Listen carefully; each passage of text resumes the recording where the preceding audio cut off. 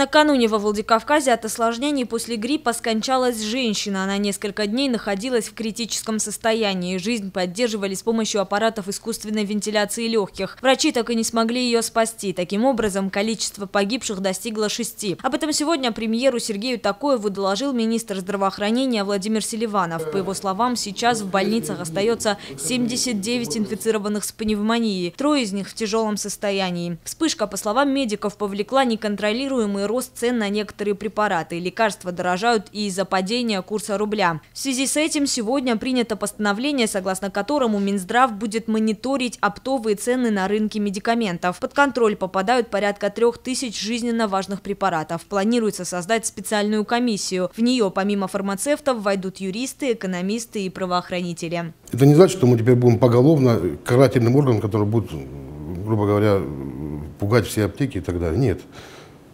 По плану будем идти, смотреть. Если будут жалобы людей, будем эти жалобы, естественно, рассматривать, ну и так далее, так далее. Просто вот дело новое, дело, так сказать, для нас и знакомое, и незнакомое, как бы.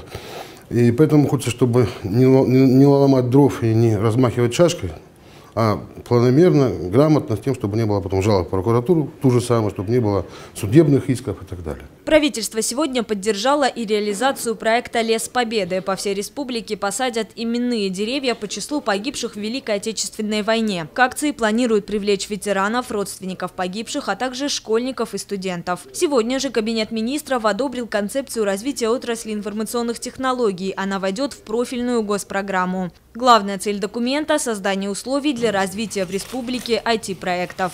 Яна Гагиева, Ацамас Кочиев, Осетия ТВ.